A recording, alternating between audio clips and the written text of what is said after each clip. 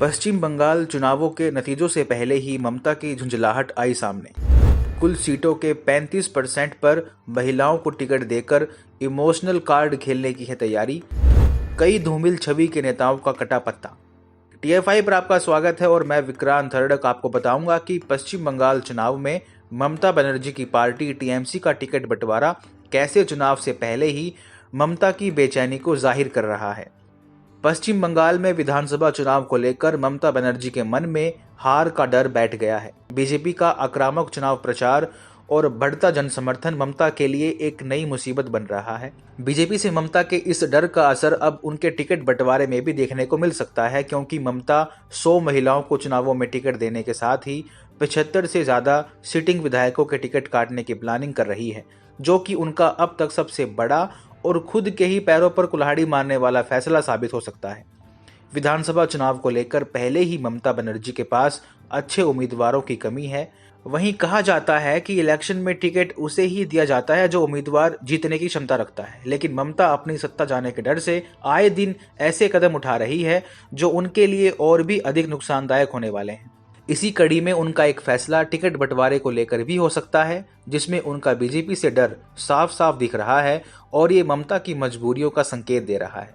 ममता बनर्जी की party TMC के ticket बंटवारे को लेकर वन इंडिया की रिपोर्ट बताती है कि ममता के टिकट बंटवारे की सूचियों में इस बार या कहें पहली बार बीजेपी से डर का प्रभाव सबसे अधिक दिखेगा।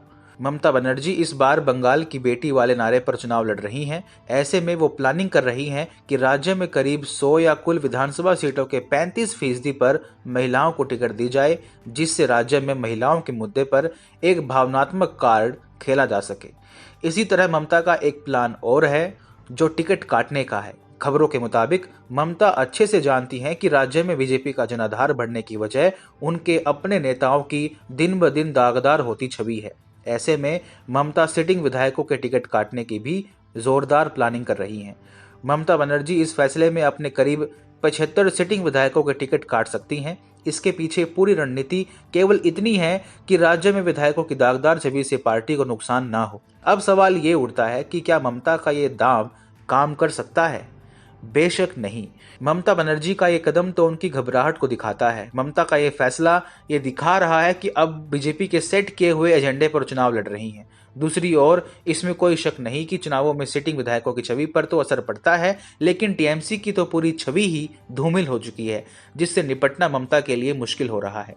वहीं बात अगर बंगाल की बेटी वाले बाहरी बनाम भीतरी के नारे की रही, तो ये प्लानिंग साफ तौर पर ममता के चुनावी रणनीतिकार प्रशांत किशोर की ही है। उनका इतिहास बन गया है कि वो हर बार बाहरी बनाम भीतरी का एजेंडा चलाते हैं। उत्तर प्रदेश हो या बिहार, पीके का बीजेपी के खिलाफ अभियान कभी बदला ही नहीं। वो कभी बाहरी बनाम भीतरी के मुद्दे से आगे जा ही नहीं सके, और खास बात यह है कि हर बार उन्होंने मुंह की खाई है। इसलिए इस बार भी उनकी इस प्लानिंग में ममता की हार साफ दिख रही है।